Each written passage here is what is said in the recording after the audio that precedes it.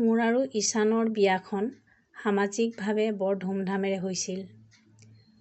ফুলচৰ্যাৰ ৰাতি তেওঁ মোক কোৱা প্ৰথম কথা, "চোৱা শেৱালি, মোৰ মা তোমাৰ মাৰ দৰে। তেওঁক কেতিয়াও মনত আঘাত নিদিবা।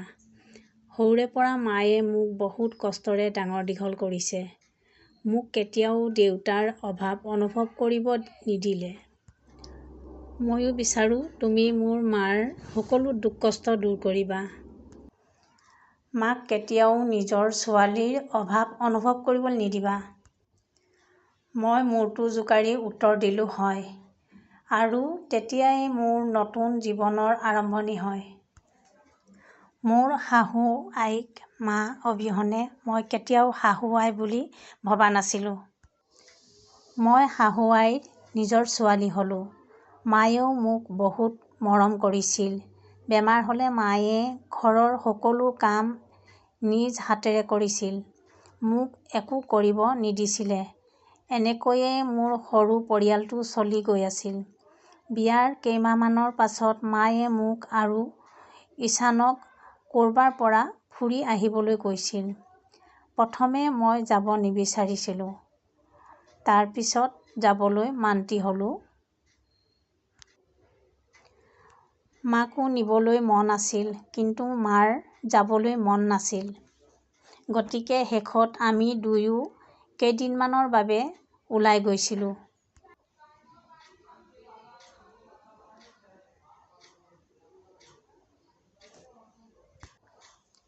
চাওঁতে চাওঁতে আমাৰ বিয়াৰ এবছৰ সম্পূৰ্ণ হ'ল।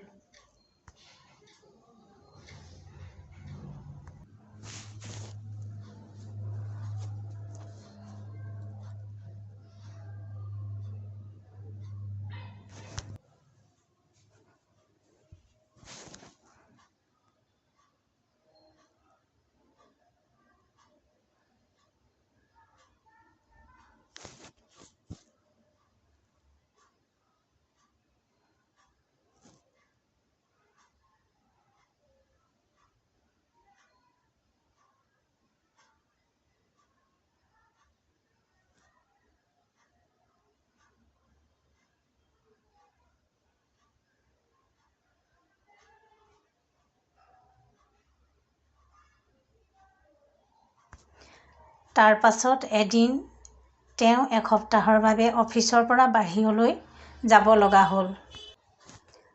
তেওঁ অহাৰ আগদিনা মই গৰ্ভৱতী বুলি জানিব পাৰিছিলোঁ।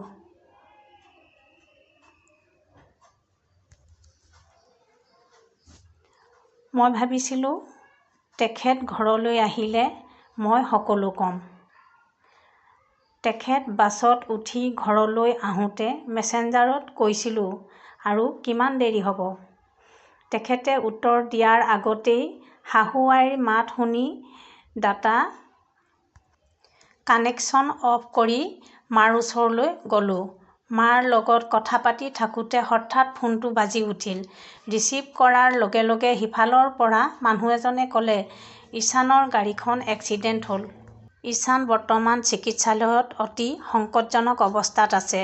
সেই মুহূৰ্তত মই যেন একো বুজিব পৰা নাই। ঈশানলৈ বুলি পাগলৰ দৰে দৌৰিছোঁ। কিন্তু মই গৈ পোৱাৰ আগতেই তেওঁ সকলো মায়া-মোহ ত্যাগ কৰি উভতি নহা দেশলৈ গুচি গ'ল। সেইদিনা মই তেওঁক আমাৰ সন্তানৰ কথা ক'ব পৰা নাছিলোঁ। চকুৰ আগত নিমিষতে শেষ হৈ গ'ল আমাৰ সপোনবোৰ। মোৰ চকুপানী দেখি গোটেই চিকিৎসালয়খন স্তব্ধ হৈ গ'ল। মোৰ মায়েও বহুত কষ্টেৰে নিজকে চম্ভালি মোক সান্ত্বনা দিয়াৰ চেষ্টা কৰিলে। ঈশান যোৱা এবছৰ হ'ল। আমাৰ মাইনা এতিয়া 2 বছৰ হ'ল। দেখাত সাইলাখ দেউতাকৰ নিচিনা। বহু বছৰৰ মূৰত আকৌ আহিলোঁ ফেচবুক জগতখনলৈ বুলি।